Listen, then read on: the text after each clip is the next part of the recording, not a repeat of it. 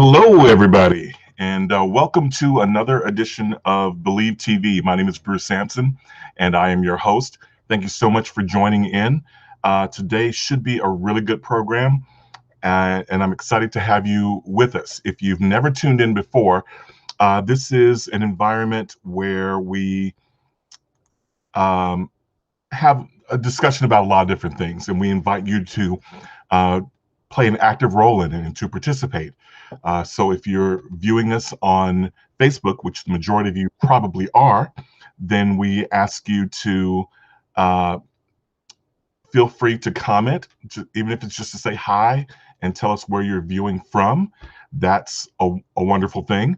But also, if you have any questions or any thoughts that you'd like to add in, we appreciate that as well. And so, we already have a couple of people we've got quite a few people who are tuned in, but people already saying hello. Miss Ready to Cook, thank you for tuning in. And my dear friend, Miss Karen, over in Hamburg, Germany, thank you so much for joining us. Really appreciate it. So just know that this is an interactive forum. Sometimes I am just on here blabbering about whatever things are on my mind. But other times I have guests on, and those are my favorite episodes when I can have a guest come and join and talk about different things about their lives and to add insight from their perspective. And so I am really excited to have the gentleman that I'm going to have on today. He is a dear friend of mine that I've known for many, many, many years. I think we met when I think I just turned 18 years old when we first met, and just a good guy to his core. He's one of those people that I just love to hear his insight. You know, just a good heart, very smart, articulate, and well-rounded, well-read, and someone that I look to and respect a great deal. He's been on the program before. We've talked about his career, mostly in television, in the realm of hosting various TV shows, Antiques Roadshow on PBS, The Moment of Truth. He had his own talk show for a while, The Mark Walberg Show. And there are any other number of shows, as well as the one that's currently on, which is, hey, I see him there, ready to come on. Awesome. So I'm going to remove one of these sources and leave one on. Okay, so uh, again, his current show, and we'll get this straight from him to make sure that I'm accurate, is Temptation Island. And so I'm excited to have him back. And so if you will help me in welcoming to the screen, to the show, Mr. Mark Walberg. I think, well, we're still having an issue getting his video on. I see it. I see you in my panel. Oh, hold on. Let me fix this. I think it's totally my problem. Hold on. There I am. Now I don't have you, but I'm here.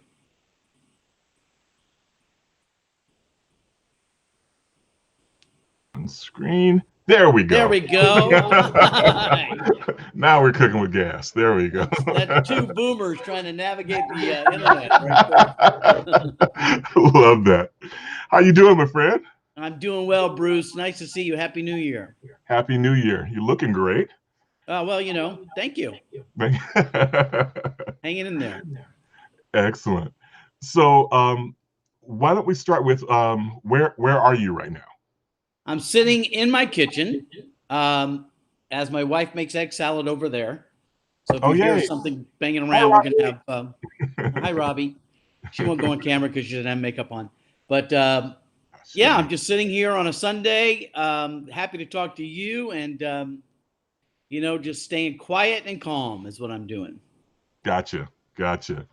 So tell me, are you still currently doing Temptation Island? I am. So we shot the third season after much delay because of COVID.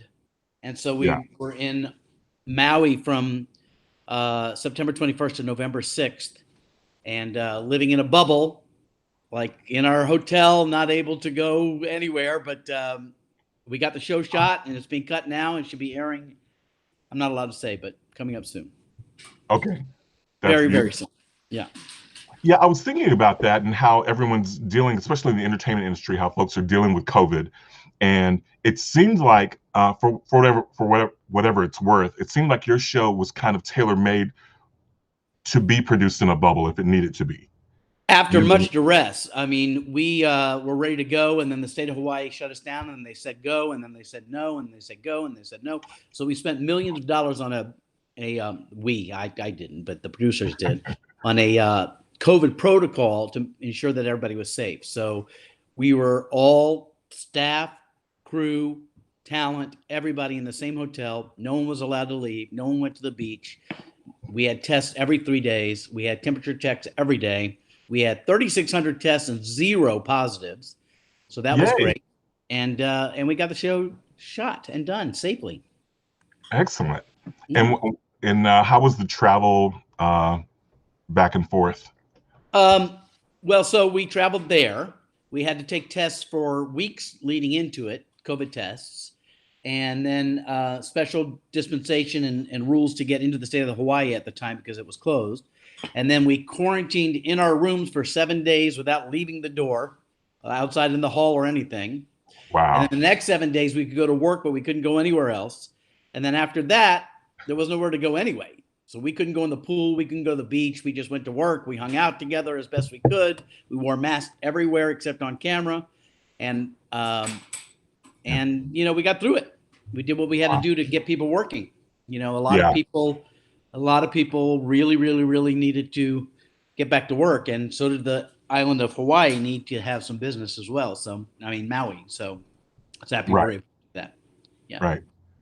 And has COVID had any other, it's probably a stupid question, impact on any other projects that you may have had pending or, Yes. yeah. So, when I'm not hosting a TV show, I do some corporate speaking and hosting for large corporate events, and I tour the nation from time to time with a live version, a stage version of the Price is Right game show. And been doing that for years, and all of that business is pretty much shot for now. So there's Wow. nothing we can do about that. And while I'm able to find a way to get by, my heart is with, all the roadies and technical people who work in live events. And I'm talking about, a whole industry of people who are, driving Uber and delivering Postmates right now because there is nothing they can do. And it's Yeah, really heartbreaking. There's nothing we can do about it until we can do something about it. right, So, right. Wow.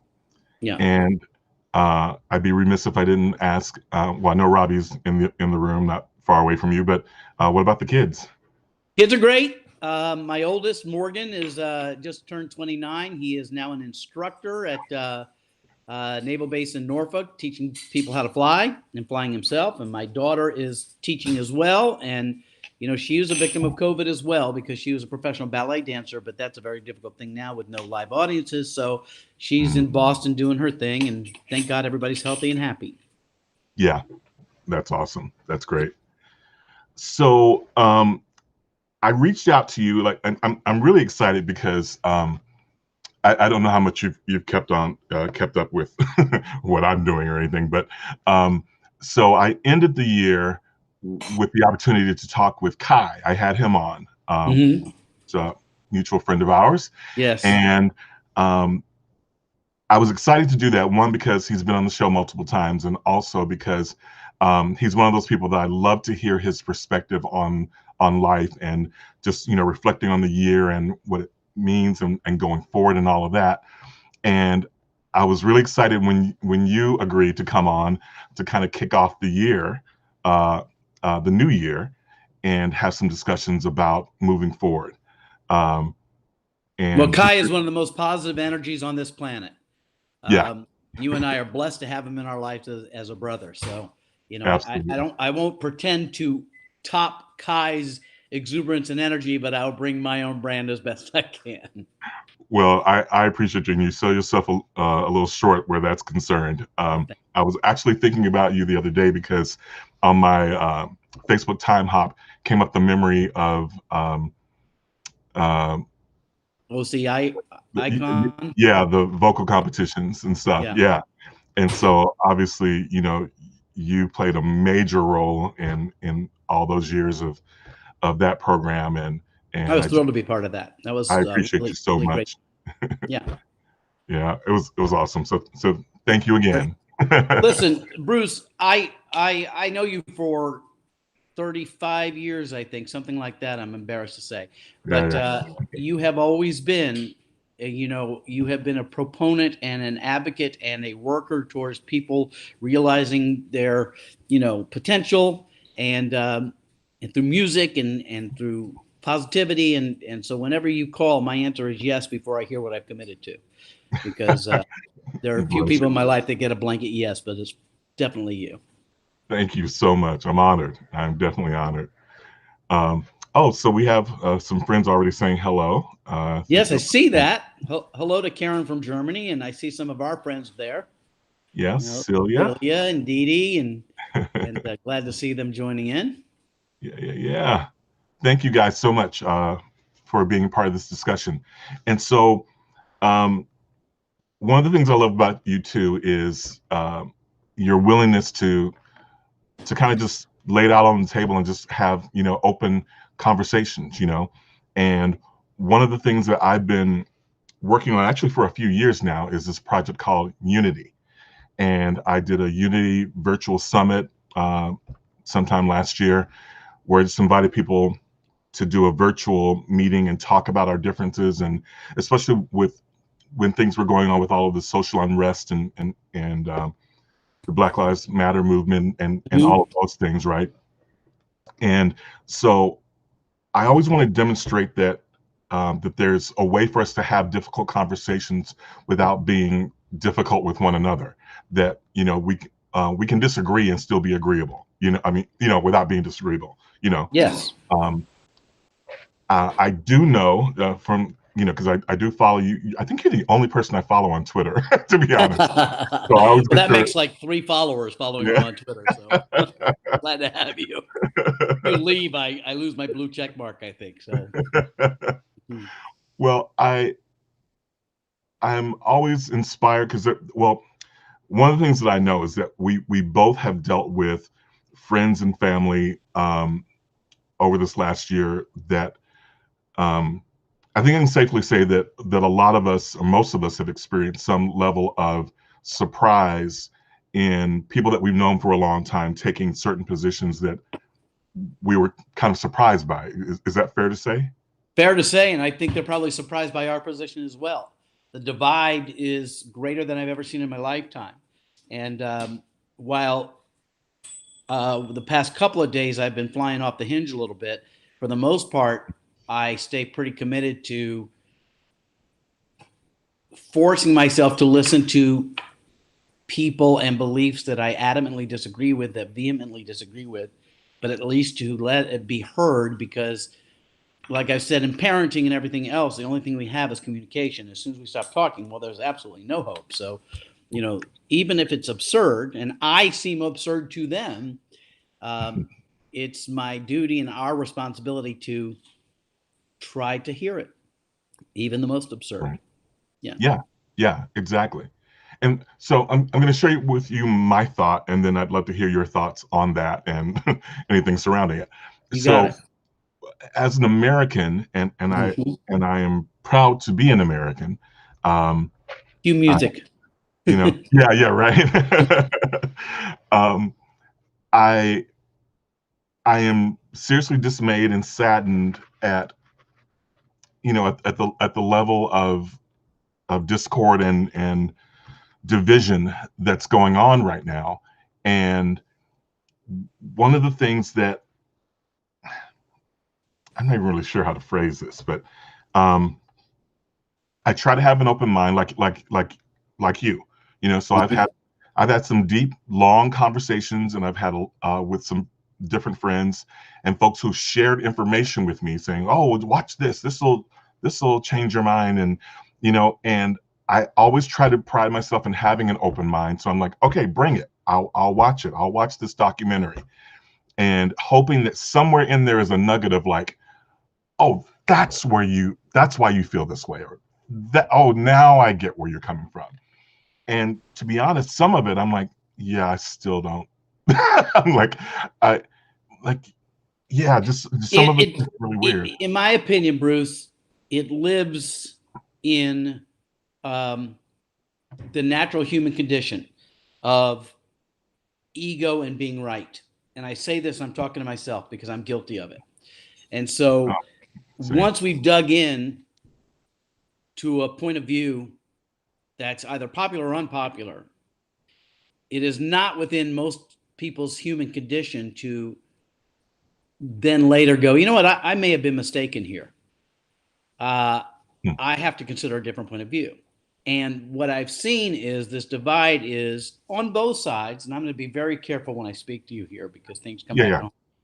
But on both sides, I see a digging in of a polarized point of view from which there's very little point of return unless somebody admits they may not have been right. So I constantly am saying, do you want to be right or do you want what's best? And it was, I think, Reagan who said something to the effect of, I don't care who takes credit for an action as long as the action happens, right? I'm quoting Ronald Reagan right now. So but my point is, where we are right now is we have many people in our nation, half of our nation, have subscribed to a belief of what they believe to be true. And the other half of the nation thinks they're absolutely crazy, and vice versa. It's not, we both want the same things, but we have a different way to go about it. We literally think the other side is absolutely lost their mind.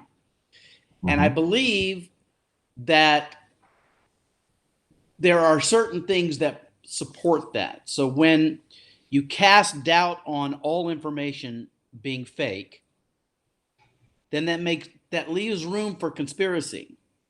And when you, on the other side of it, when you broad-handedly swipe a hand of everybody's racist and Nazis and this, that, and the other, there's no room for people who disagree with you to have a place that's legitimate. I toyed with, jokingly, starting a third political party called The Rest of Us, because while I've been accused of a lot of things, I have to tell you, I'm a conservative centrist.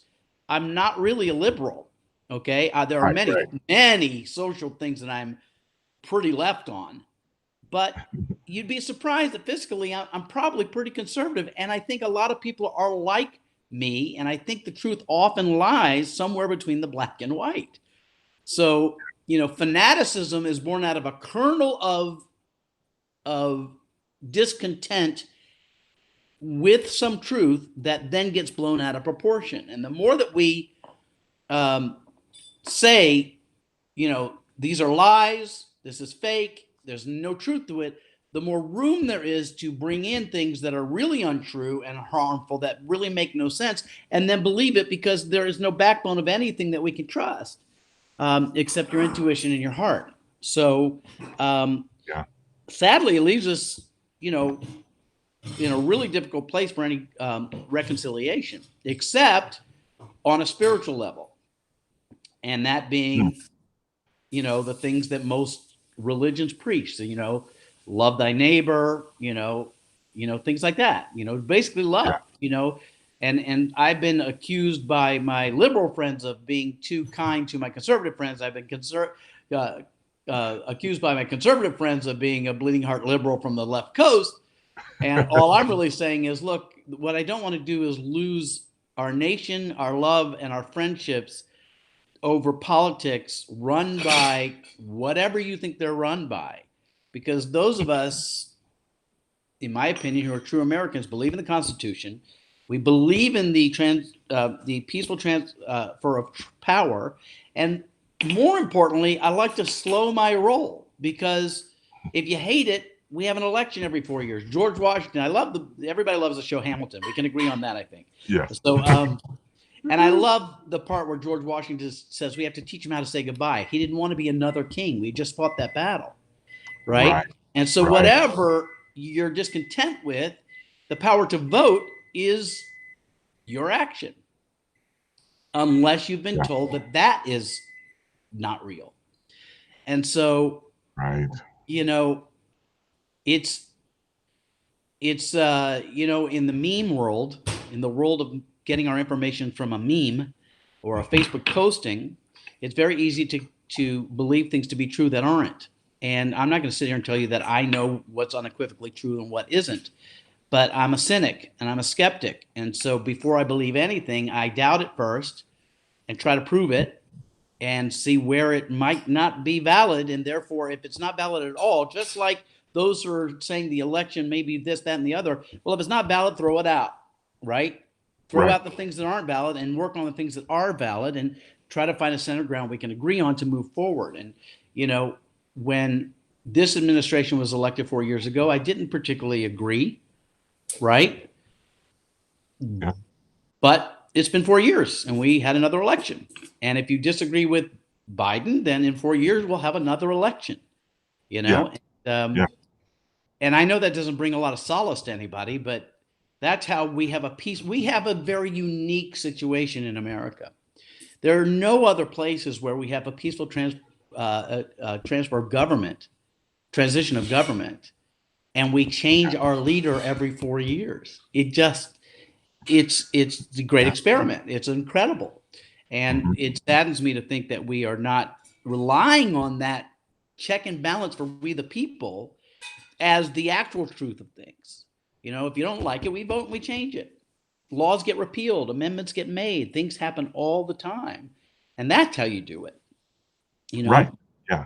And when you then undermine the system by saying it's not real, then there is no recourse and it is anarchy. And that's where we're in a dangerous place. If you don't believe that our system and constitution is being upheld by people voted in to support us, then you start coming up with some crazy ideas. Right. Yeah, and I think that's one of the and you said it a little earlier that and I've been preaching it to the friends that I've been talking to, is this whole idea that as Americans, and I think that we forget this. Each side forgets that the other side thinks that they're right and that they're saving America. Yeah. They're Oh, fully for sure. committed and believing that. So we all have the same ultimate goal. You know what I mean? Like Theoretically. Also, yeah. So what you're saying is for those people who aren't terrorists, right? For those people who Right. aren't racist terrorists involved in extreme groups that have an ideology of hate, that our disagreement is how to get to the thing we agree on, which is the American dream and our American life. So, but what we're talking about is character.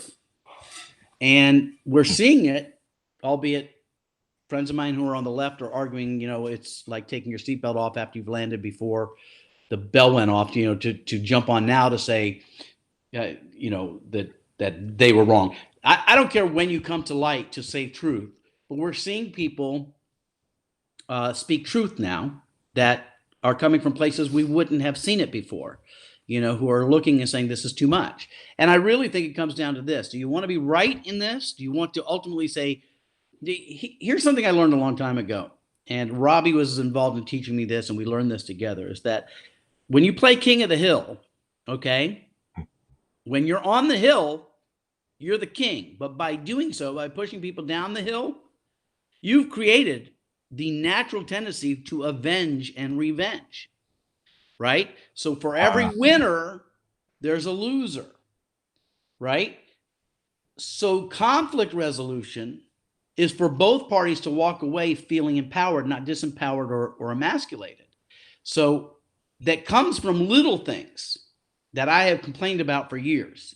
Before you make your case, I always say, those of you who don't agree with me, I hear you. And while I may say something that's unpopular to you or adamantly against your belief of what I should do as a leader, let me let you know that it's not without some thought and consideration of your point of view before I chose my point of view. And even if I then now do something that you dislike, at least I've given you the respect of saying, your voice matters. You're half of our country. Your voice matters. I hear you. And every decision I make as a leader is going to leave some of you happy and some of you unhappy, but it's not without consideration and without love and thought of your belief as well, even if I disagree with it.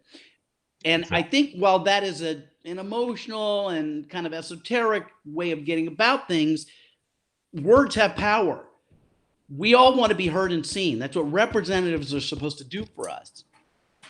So when it's us or them, we're back to that king of the hill.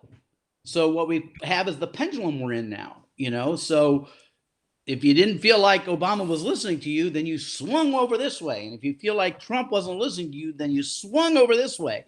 And all I wanted all this time was to say, hey, I'm going to make this decision militarily right now.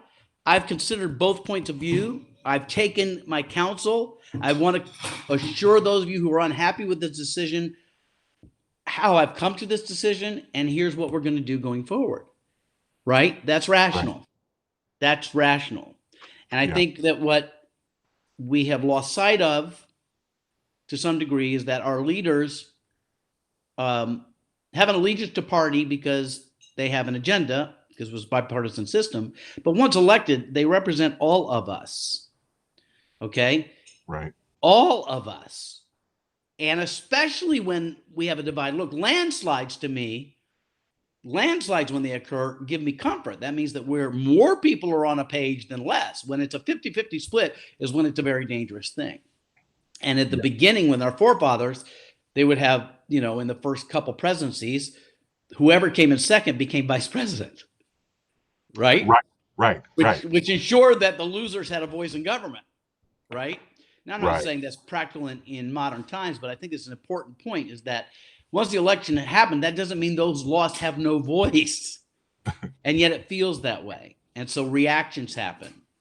Right? And then on top of that, we don't read our stuff written by Thomas Paine that comes down in a pamphlet that we find, weeks and months later. We see it instantly in sound bites and Twitter phrases by people who may not even have any expertise. And from that, we form an opinion. I cannot tell you how many people have said, but have you seen this? And then when I look at it and I cross-check where it came from, I'm like, this isn't a publication I've ever heard of. It's nothing that is based in anything other than I heard someone say it. And that's the danger of the speed at which we try to communicate. And while I love that we all have a voice, that doesn't necessarily mean that every voice is as educated and informed as an authority might be. And sadly, I don't even know where to turn anymore for that stuff. So I use my heart, I pray, I meditate, and I try to look through a filter of where is this not true and try to prove it to be true. And if I can find beyond my reasonable doubt some truth, then that's something I subscribe to. Well, tell me this. So this is something that I wrestle with. I actually had a relative of mine not too long ago reach out to me and ask this question of me. And I'm like, oh, you're asking the wrong person. You have a misconception about me.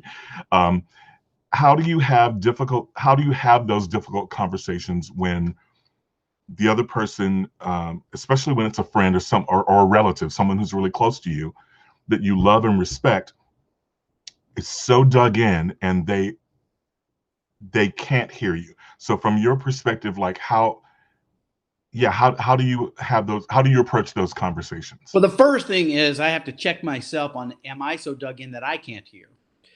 And lately I've been pretty dug in, and I have had to check myself and go, hold on. You have a responsibility to listen even to the things you don't want to hear. That's the whole process.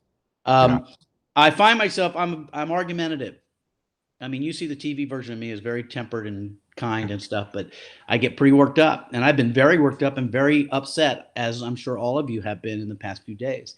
And I have very close relatives that have adamantly different beliefs than I do. And when I can speak to my truth with them and stay rational, which is an effort for me to not rage, right? Then I do the best I can to address what they're saying with what I can say for sure I believe to be factual, and then allow it. Sometimes my wife calls it, you call a moratorium. If your conversation is not going any further and is only polarizing each other more, then I have to call a moratorium to say, we cannot discuss this any longer. I feel this has become less productive. And then I have to just sit back and go, I either can choose to love them while I disagree, or cut them off from my life. And that, again, is that thing I say about ego. Do you want to be right and vindicated, or do you want a solution that's best? And for me, the solution that's best is those people are family members of mine, and blood and relatives of mine are going to be my family members. Even, God forbid, we went to a civil war. And so I have a responsibility to love even my enemies. I have a responsibility to do so. And it takes effort. And it takes me putting my ego aside and allowing people to think I'm the fool, and let that be okay, because there's no other answer. But look, disagreements are disagreements. But like Hatfield's and McCoy's feuds that go on for generations are born out of a disagreement, right? That happened at some point that never got resolved, and it's an angle. Okay, so here's the disagreement, but an angle, as you know, as it goes into space, what was a small disagreement here becomes light years apart as it goes on. At some point in these disagreements, you have to wipe the slate clean of what happened in the past and make a commitment to, from this point forward, we're not fixing this. What do we agree on now? Right? And so I can't say that I've been good about that. I can say that even today I have upset with close family members that is difficult for us to discuss, and we discuss the things we can, and we do our best to let the other stuff, lie low for a moment, and that doesn't solve a problem, and I'm conflicted, Bruce, because when we talk about activism, so our political system demands that we become active to create change. The citizen, the individual citizen, has the power to change. We have freedom of speech. We can protest. We can do the things that we can speak out. We can do these things to some degree. We can't, but let's be clear about that, because there's a lot of news about that. Freedom of speech protects your expression unless the expression is hatred of another group, is inciting violence, or is treasonous. These things are not protected under freedom of speech, but everything else is. And it's easy to make your case without doing any of those things, right? Right. And so, but from a spiritual standpoint, I try to just stay to the simple stuff. I see you, I hear you, I love you. And from that point, we'll try to build on the things we do agree on, and not the chasm that has been created by forces that we may not have any power over. Yeah, absolutely. One of the things that you've repeated now a couple of times, it's kind of interesting because it's very similar to something that I've been saying for a while, that I actually heard from a visiting minister a few years back, which is the fundamental question was, do you, when you have disagreements as a person of faith, the question you ask yourself is, do you want to be right, or do you want to be resolved? Do you want a resolution out of this, or do you just want to be right? Which one's more important to you? Because that will determine the outcome. That will help determine the outcome. Remember, when you choose to be right, you're going to make someone wrong, and that gives them no place to be your ally. Wow. Yeah. And what we need is a nation of alliance, right? Allegiance and alliance. And so when running for office, I believe one should be speaking to those who don't agree with you, not to the ones that are already voting for you. one should be visiting those who think you are the wrong guy to say, hey, I know you think I'm the wrong guy. Let me let you know why I hear you. I value your opinion and I want you with me. How can I be your guy? Right? Yes. Yes. So, but when we need to be right and make someone else wrong, it's a human condition. We do this in sports. We do it everywhere. We don't know how to play the game without this. But we force division. And, you know, I'm Southern, you're Southern, so I use this analogy a lot. You walk in your garage and there's a snake, which happens all summer long, in your garage. So you have a choice. You grab the hoe and cut its head off, and you risk getting bit. Or you position yourself in a way that the snake has a way to get out of the garage and go back into the woods, and the snake feels good about it, and I feel good about it, and nobody got bit. Right. And that's what I'm talking about. It's okay to let people have their dignity as they retreat. You know what I mean? Mm-hmm. And it's a very difficult thing. And like I said, it's not in the human condition to resolve things where both sides feel vindicated and heard. But if you bully or you enforce your will upon someone else and they submit while you feel like you have won, what you've created is vengeance. That today, tomorrow, 6 years from now, whatever, is going to come back. Remember when you made me feel small and unheard? I'm now going to make you feel small and unheard. And we're in that now. 4 years this one, 8 years that one, 4 years this one, and that's where we're at, you know? Yeah. And it becomes this horrible cycle. So tell me about that then. Let's talk about the folks who are our allies, right? Who are already on our side. They're in our camp. They believe what we believe. They, we're the same mindset, right? But they are in a space of, I don't know if I want to use the word vindictiveness, but they, rather than being, as my dad would say, being the bigger person and saying, as you're suggesting, that I hear you, I understand, I know that your guy lost. However, let's move forward in peace and love together. Let's find. And I represent both of us. I represent you and them and all of that. Yeah. Go ahead, Bruce, because I had a thought and it came in my head and out of my head. I'm going a mile a minute over here, but that's okay. I'm the same.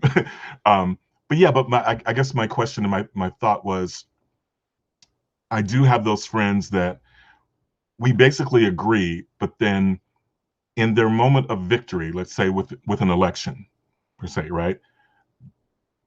Let's say our guy wins or our party wins or whatever you want to call it, right?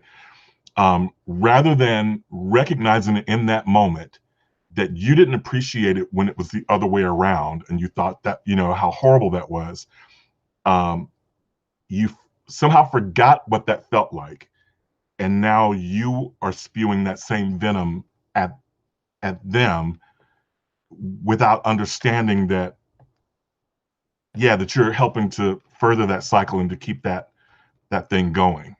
Well, we haven't seen a lot of that. So what we see on television are us and them, red and blue.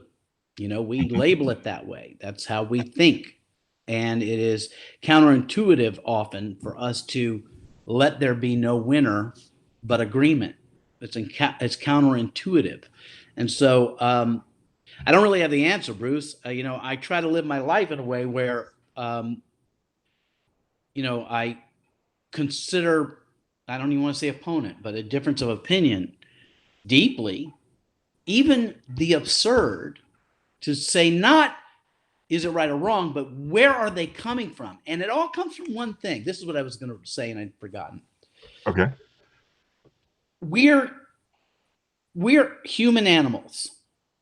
And like all animals, we have been predisposed in the makeup to, for one thing only, everything we do goes through one filter. By the way, this is now a game show host giving you some theory that is half-baked at best. So this is me telling you to consider your source. But our condition as animals is only one thing. How do we not die right now? What do we need to do to not die right now? Okay.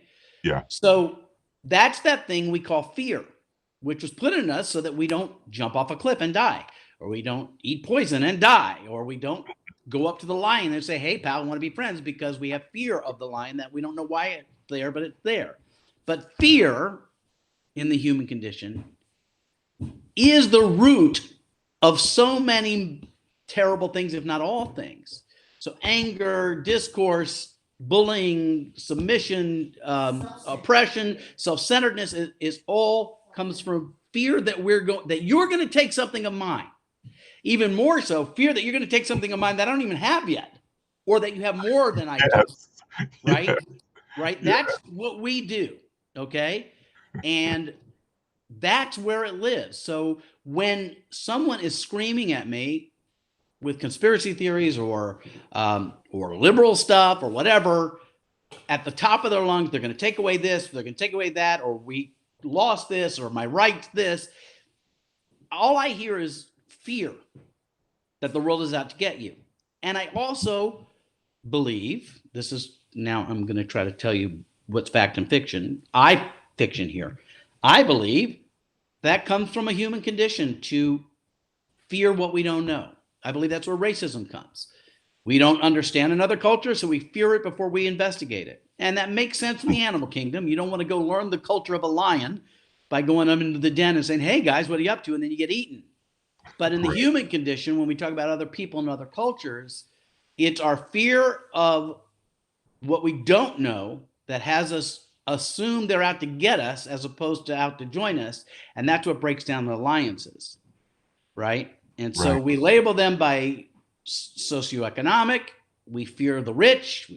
We fear the poor. We fear the black. We fear the white. We fear the God-fearing. We fear the God-loathing. We fear all of these people.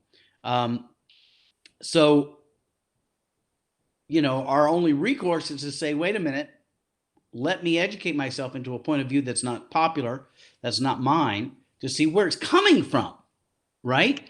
Right. I don't have to agree, but let's find out what are you scared of? And then it's up to our leaders to quell the fear, right? As opposed to stirring the fear, because fear is the greatest motivator of them all. It works in religion, it works in politics, it works everywhere. If you scare the population, they will do crazy stuff. Right? Right. And it's not that we don't have things to fear. I mean, COVID is scary. Political unrest is scary. Losing your rights can be scary, right?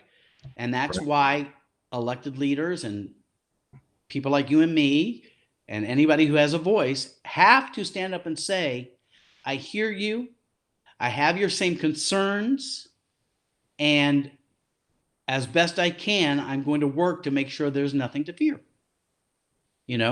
Because once you're not scared, you might have a shot at this. You might have a shot of no panic. Right. I'm looking at the comments because this is work for those people looking from people from out of the United States. Just because someone doesn't support Red doesn't mean we should hate them. Okay, I'm not really sure what that is, Craig, but I think I'm speaking to that a little. Here it is. It just showed up on the screen. Craig, thanks for your question. I think things live in extremes. I've said this before. I think extremism comes from a nugget of something that's scary that you run with down a rabbit hole. And often I like to look at both extremes and listen to them both so that I can somehow aggregate where the truth might lie. And it always ends up being somewhere between the two extremes, right? Right. And so, calm, meditative, and what's the word I'm looking? Objective and discerning processing of information. You have to look at everything as though it may not be true and there may be an agenda behind it. And let's find out, what your heart tells you is actually a feasible truth, and then work from there. Well, let me ask you this. So how much, do you feel, and I'm strictly dealing with the United States right now, Education. So was the rest of the world. Yeah, right. How much do you think education plays the part, and what can we do um, to help that in? Here's the thing about education, okay? Education, learning more always helps, okay? Yeah. But we're in a fight about that too, because education is as biased as things we read in the news and stuff. So, you know, history's written by the victors. And so I grew up with an education, a curriculum of education, a curricula of education that that made a lot of stuff seem okay that I later learned maybe that's not the case.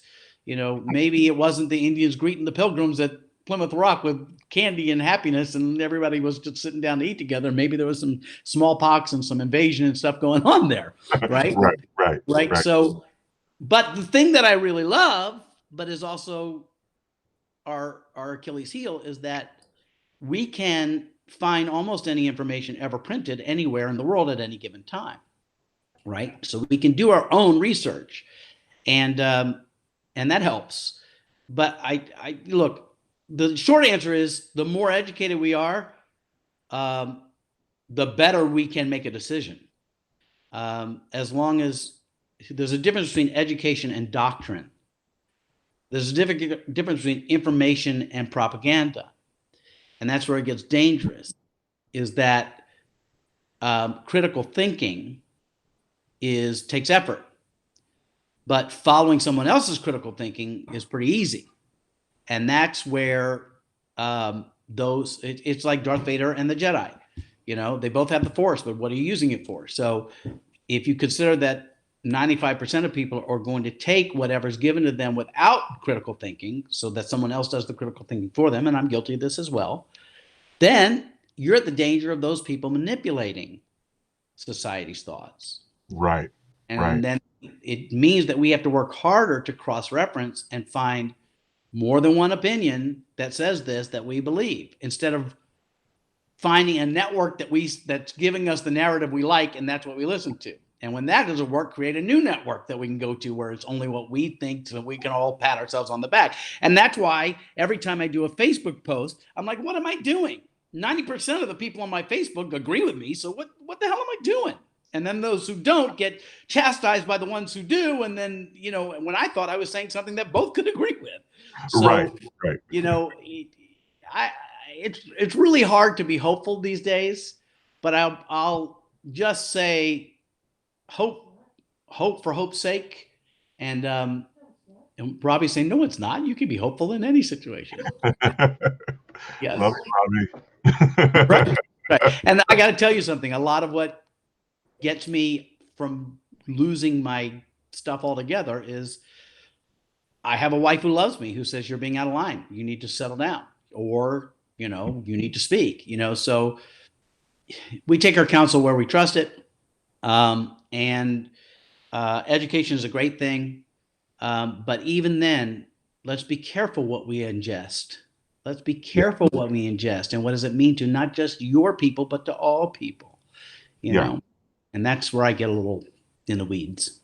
Well, so let me dial in a little deeper into the education point in Please. Saying that, as Americans, for just recently, and I don't really have specific direct evidence of this, but I keep hearing that civics is no longer being taught in schools, and that, you know, American government and things of that nature that were part of my education growing up, and that were part of the foundation of my love for our system of government and all of that, you know, and why I'm so passionate about voting and so passionate about being informed.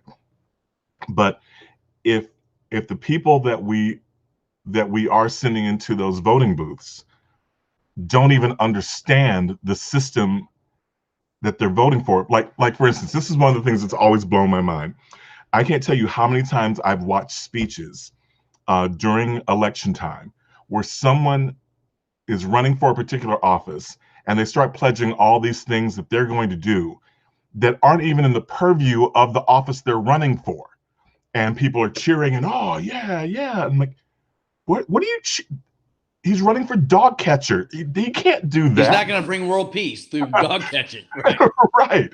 You know, it's not going to be free Pepsis for all because I'm the new dog catcher. Yeah. But that seems to stem from a lack of education. You know what I mean? Let's tie it into the game show hosting. Okay. Okay. Funny. If you're doing a trivia game show now, the level of questions are so much lower than they were in the 40s, 50s, and 60s, not 40s because they weren't, but 50s, 60s, and even 70s. What the average education of the nuts and bolts of history, science, math, and all that stuff, I mean, as a public, we're not as, are you smarter than a fifth grader is a hit, and we're not. Right. And so that's a real problem.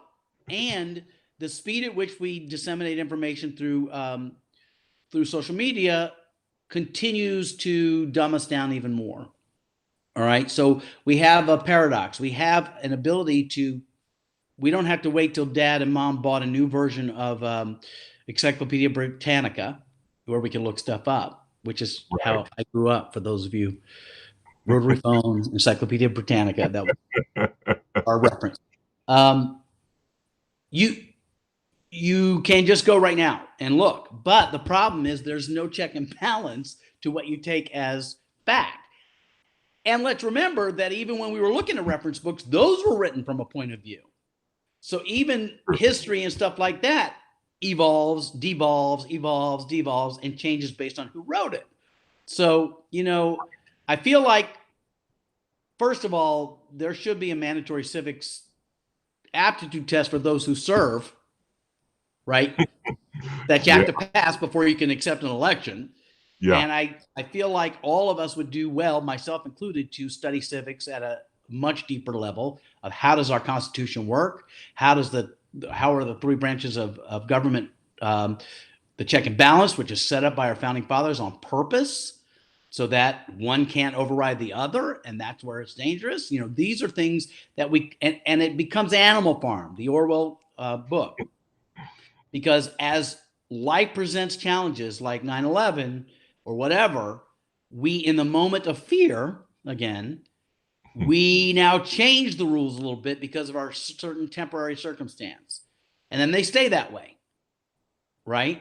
Yeah. And we make compromises on things because of an agenda that we want. And then we forget why we made that compromise in the first place, and it just becomes the way we are. And the speed at which we assimilate to that is unbelievable, both good and bad. So in television, which is my business, you can see things that are on the air, including my show, that would be unacceptable to have on the air 10 years ago. And the other side of that is there are things that were unacceptable on the air 10 years ago, which are acceptable now, that, thank God, are. I can remember being on a show that got pulled off the air because they did a dating show.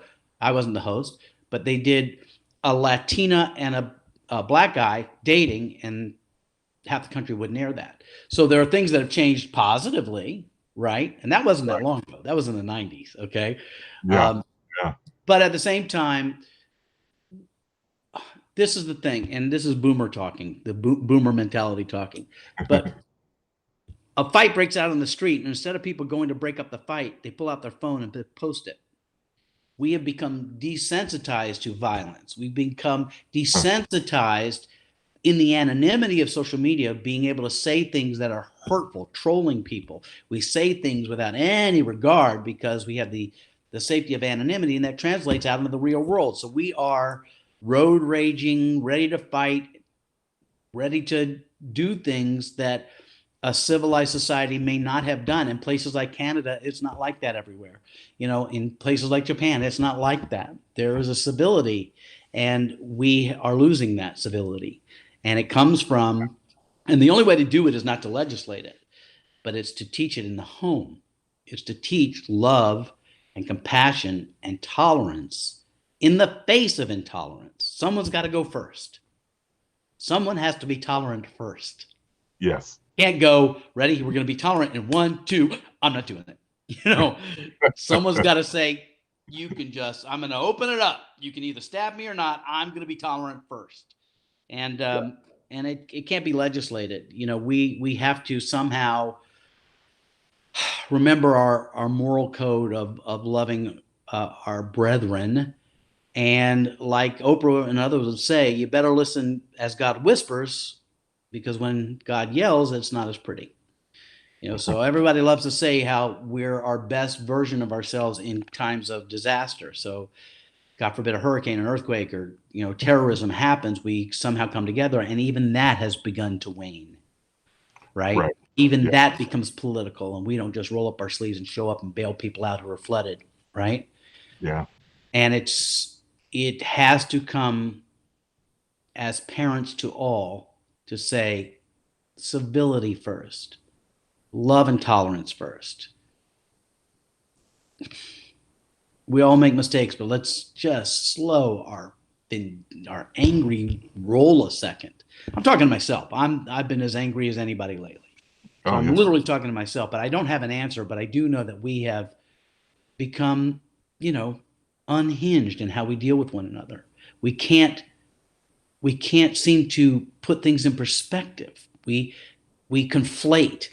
This protest is about this, but that looks like that protest, so we're going to just call that the same. And it's not. It's not. Each rage and whatever we see in the news of people acting out, whether we agree with it or not, comes from something. Right? Yeah. So like right now, BLM, Antifa, the right and all that stuff. Look, my heart hurt like so many when they saw the George Floyd video. And I will say, you know, it's our right to get out there and be civilly disobedient. It's our right to protest. And I sadly cry when I see rioting and looting, because that distracts from the purpose of the protest. Mm-hmm. And it doesn't only hurt the people that own those businesses, but it hurts the people who are out there trying to evoke change. Right. You know, right? So the same thing is true, that if you don't like this president, I mean, you don't like the incoming president, and you want to be heard, you're allowed. You're allowed to say what you want. You're allowed to protest. You're allowed to convince others of your cause. But you're not allowed to hurt people. You're just not allowed. Right. But you know, it's as old as there are humans. It just comes from, I'm fearful you got something I don't have, and you're going to take away what I do have. Yeah. It's not what any of our Bibles teach. Yeah. Well, tell me this. So here's one of my nuggets, my points of view about life, and I'm just curious to know what you think about it. So I actually put out a meme a while ago, and it kind of caught fire a little bit. But I basically said that, and I was speaking to myself more than anything else, trying to encourage myself during difficult times, that that there are more good people in the world, and there's more good in the world than there is bad or darkness or whatever. It's just that the bad folks are just louder. I was about to say, good people aren't as loud. Yeah. And we just need to pick up our megaphones and drown them out, because there are more of us. And I'll add this other little, I guess, question to that, which is, why is it that, and I guess I'll just speak for myself instead of saying people in general. Why do I have the fear of addressing when things are wrong? When you I don't even know how to explain that, but it's hard to be an activist, is what you're saying. Yeah. It's hard to be an activist in this polarized situation, because before you have spoken, you are immediately lumped in with other people with a similar point of view that may be taking an extreme line. So it's very difficult for anyone to speak and take a stance for or against something without being lumped in with those people who are irresponsible with that power. And I don't have an answer for that. I'm caught in the same thing. You have to know, if you follow me, that there's rarely something I throw out on the internet that I haven't thought about and grinded on and then put out there going, I think this is it. I think everybody could agree to this. And then it just blows up everywhere. So, I come from a family. I have family members who are far more political than I am, and they fight the good fight. And I believe in fighting the good fight. And I have marched, and I have, protested things I believe in. Right now, I don't know how to proceed. But what I do know is, if I want change, I need those who are part of that change, or I need to be part of that change to be able to hear what's being said. And like I said, in a marriage, if you're arguing to the point where neither one's listening to one another, then you got to take a minute and go, I'm going to sit in this room, you sit in that room. Let's take a break and remember why we love one another, and we'll try this again. Right. And so right now, unfortunately, we're like, slapping a blister saying heal quicker. You can't just, it's not going to heal faster by doing that. It just hurts more. Right. And so I don't know, Bruce. I think everybody's asking the same question. And I have my friends who said, let's get out there. And as we're seeing happen, we have to take action. And I just need to try to find a way to calm it down and slow the roll and turn this like a ship, not a car, and be action-based, not reaction-based, and try to be the first one to be tolerant. Try to be the first one. And I'm looking at my wife because she has been watching me in the past few days not be that guy. Unfortunately, she hears what I'm afraid to say on anywhere else. I'll shut this off and then I'll rage and she has to listen to it. But, and that's okay to do, but what's not okay to do is bully. It's not okay to be the loudest. And I'm just trying to be a stand and a possibility of tolerance, slowness of action, using our vote, using our hearts, using some spirituality to stay in a bigger conversation, which is what's best, not what's right, and forgiveness. And I'm literally like talking to myself in the mirror right now because I'm so angry these days and disappointed with my fellow Americans, both sides. I'm just disappointed. Yeah. Right. But ultimately, now's the time for tolerance and quiet and calm. And we have bigger fish to fry. We are not healthy. We are in the throes of this pandemic, whether you believe it or not. There are people dying, and that is factual. There are dead people in morgues everywhere. And I'm more concerned about that. I'm more concerned about us being healthy. And I really don't care who my president is right now. I don't care who is in that seat. I care about us. And I care that, there's some return to civility and kindness and rational thinking and tempered speech. Tempered speech, where statespeople speak from an inclusive place. They make their point without belittling the people who don't agree, in hopes that they all may come to some agreement, which happened a little bit after the upset at the Capitol, that we saw people that I would have told you would never speak the words they spoke, speaking words they spoke. We need more of that on both sides. Yeah. Because it's really easy when, when Lindsey Graham comes out and says something that is the antithesis of where he has been up to this point, it's real easy for somebody on the left to go, it's not enough. It's too late. It's not enough. Well, you know what? Right. This is a phrase I learned a long time ago. What's the best time to plant a tree? 20 years ago. What's the second best time?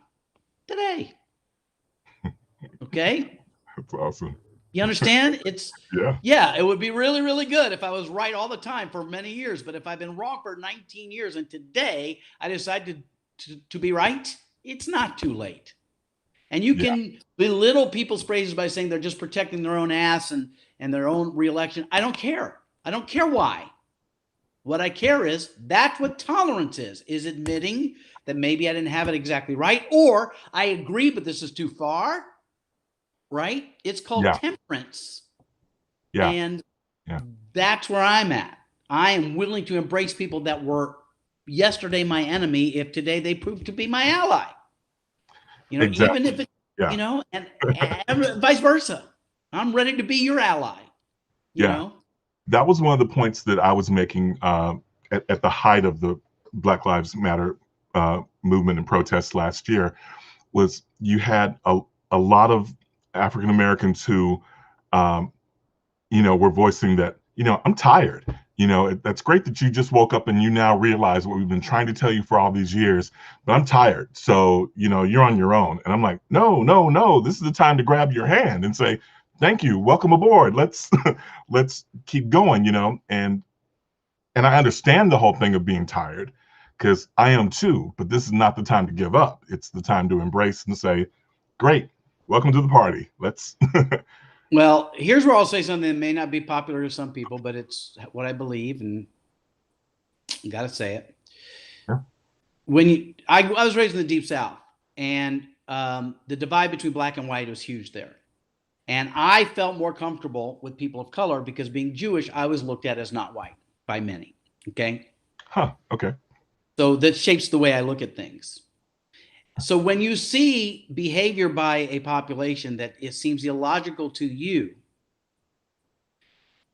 if you really look at how that element of society has been programmed, the children have what they've witnessed as children to be true, makes things make sense. So if you're a child, a black child born in the 50s or 60s or 70s or 80s, you saw great leaders that looked like you doing good, asking for peace, asking for unity, asking for rights, then killed. And you see evil people and hoodlums and crooks become very successful. You see an abnormal number of honest, regular people being accused of things they didn't do and going to prison. And then you see people that don't look like you who have done terrible things getting off. So when O.J. Simpson gets off of his murder rap and people rejoice, to those not in the culture, that looks ridiculous. But in some ways, if your culture has been that there is no such thing as justice, good people die and bad people get vindicated. If you have money and the right lawyer, you can work the system, and you see somebody work the system, that's why I can understand what appears to be illogical from a white man's perspective. Now, I know I'm opening up a can of worms, Bruce. No, what I'm saying is, go for it. It's the same for everyone. So from the white side, which you saw America to be and what you were programmed to understand and how things work and things are changing, that creates fear. And your way of processing the way things go comes from the narrative and the filter of your culture and how it was treated by our society throughout these generations to get you to form an opinion. Okay? If you're Asian, you have a different way of going. If you're black, you have a different way of going. If you're Jewish, you have a different way to go. You know, if you're an evangelical Christian, you have a different way of going. But they all are filters on how you process. That's why I'm talking about education is important, but it's revisionist all the time, and it's biased. So, and now we're getting back to whether what I just said riles you up or you think I'm completely off base. Not you, but those listening. Is not my point. My point is we all have a skewed subjective way of viewing the world based on our personal experience. What I'm suggesting is if you acknowledge that within all of us, then you must be tolerant to say what appears illogical to me is perfectly logical to the guy across the street because of what he is bringing to the table from what happened to him. I have biases and angers and stuff that have nothing to do with society. There's one bully said something to me in high school and I'm holding a grudge, right? We all have this because we come from a place generally of fear. What do you have that I don't have, and what are you going to take from me that I have? So I can somehow at least look into illogical behavior and go, well, given where they came from and what their life experience is, I cannot justify, I cannot condone, but I can begin to see into and understand even the most absurd behavior.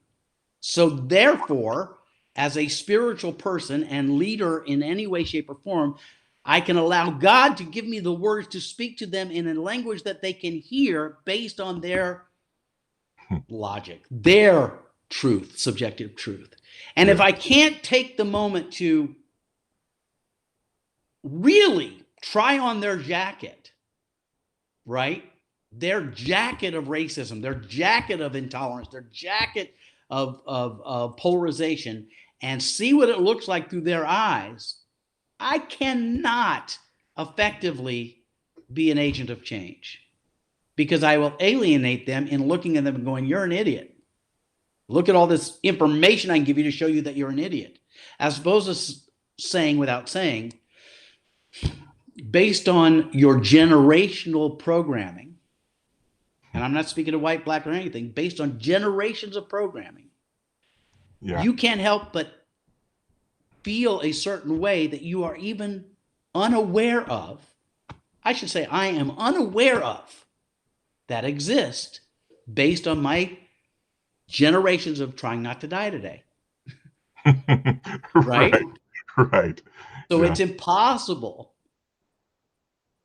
It's impossible to bridge any sort of alliance without first taking an incredible leap, a godlike leap. It's not a human leap. To try on the jacket of your opponent to say, how did you become so disenfranchised to believe this? How can we have lived within blocks of one another and have such opposite opinions? What happened? Who hurt you? Who hurt me? And what's true about that and what's not true about that? And that's, people talk about the end of the world a lot, and I like to think that the end of the world is the beginning of the world, where we find a new spiritual consciousness of caring and tolerance and lack of ego, where we can literally embrace without judgment, not all, but more. And from that builds things that are bigger than right and wrong, bigger than government, bigger than religion, that are bigger, that live in what I know to be true, which is that there is a vibe and connection, that we are all one thing, one organism. And I'm getting preachy here, Bruce, but I'll finish it with one thing and then let you take over. But this rang very true to me, that we look at a forest, like 1,000-acre forest, as millions of individual trees, right? But if an edema happens at one end of the forest that attacks the trees on this end of the forest, the molecular makeup of trees on the other side, 1,000 miles away or 100 miles away, changes to protect itself, because the forest itself is one organism. Okay? While we see it as individual trees, and they are, this tree could live, this one could die, the forest itself is a connected organism. And so through stuff that my wife has spoon-fed me because she makes me read and look at stuff I don't want to, and through the world, I've come to believe that there is an energy, there is a connectedness, which to me is God, that doesn't separate us, that in fact, it's like Jello is between us. There is no empty space, that you are me and I am you and we are, and the thing that connects us is that thing I like to call God. And so while our human condition makes us survive by saying us against them all the time, the truth is, when you're killing them, you're killing you. That it's all the same thing, and we are all one organism. And Some organisms become so toxic that they implode. Some organisms go extinct because they can no longer survive, right? Right. They aren't growing, there's attrition, and they become extinct.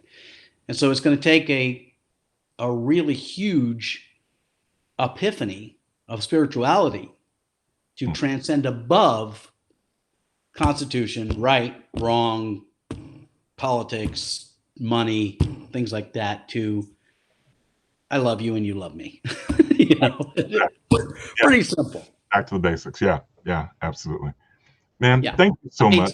It's no problem. No problem. I'll do this all day, whether you're listening or not. I'll just sit here like the crazy man. Well, feel free anytime that you want to give Robbie a break and call me up. I'll take it.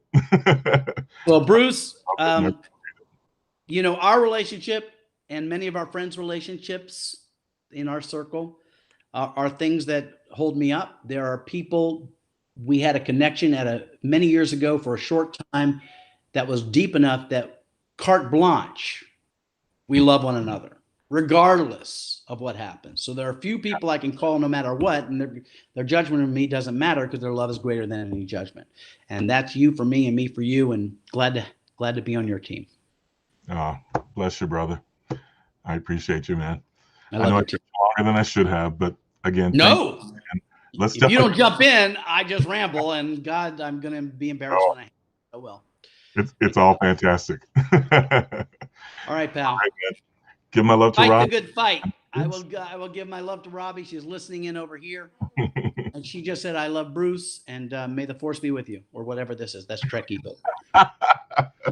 Live long and prosper. That's right. You know that is rooted in Jewish tradition? Yes, Leonard Nimoy. I'll tell you, bless your children. Yeah. Anyway, look, another rabbit hole. All right, goodbye. Thank you all for joining. Take care, man. Bye. All righty. Thank you all for tuning in and joining. If you're watching, whether you're watching live or whether you are watching on repeat, I'll try to answer questions where I could and respond. But thank you again so much for being a part of this, and we will see you guys next time.